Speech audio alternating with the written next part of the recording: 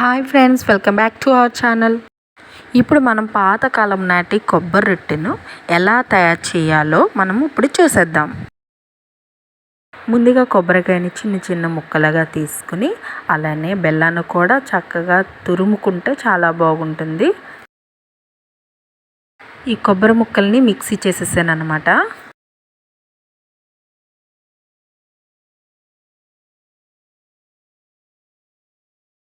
మెత్తగా గ్రైండ్ చేసిన ఈ పేస్ట్లోనికి బెల్లాన్ని బాగా కలిపేసేయాలి.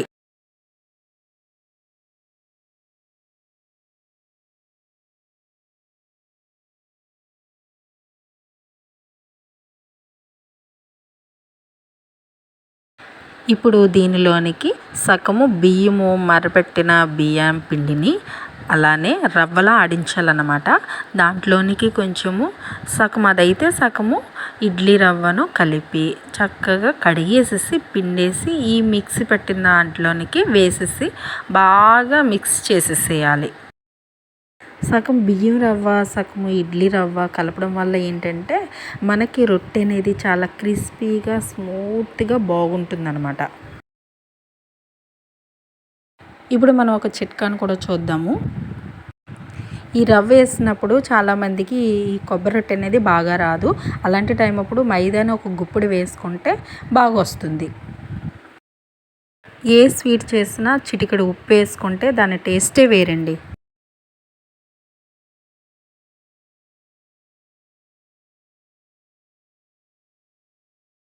ముందుగా నేను రవ్వని క్లీన్ చేసేసుకొని దాన్ని నీట్గా నానబెట్టి ఉంచాను. దాన్ని పిండేసేసి ఇందులో వేసేసి మిక్స్ చేసేయడమే. వాటర్ అస్సలు లేకుండా గట్టిగా పిండి మాత్రమే అందులో వేయాలి. ఎందుకంటే ఆల్రెడీ మనకు కొబ్బరిలో వాటర్ ఉంటుంది.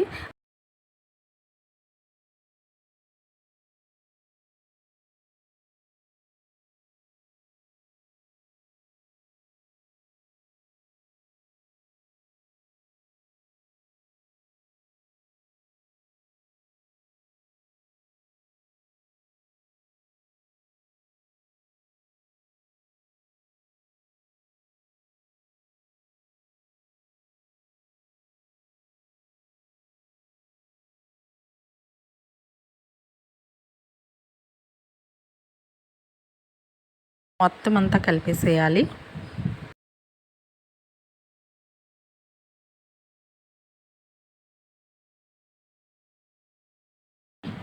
ఇలా యాలకులను నొక్క చెట్లు కొట్టి అందులో వేసేసేయాలి.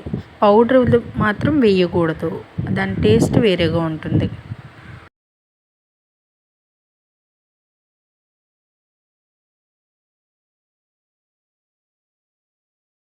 ఇప్పుడు పొయ్యి వెలిగించి ప్యాన్ వేడెక్కినాక ఆయిల్ వేయాలి. ఆయిల్ బాగా హీట్ అయినాక మాత్రమే మనము ఆ రొట్టె పిండి అనేది అందులో వేయాలి.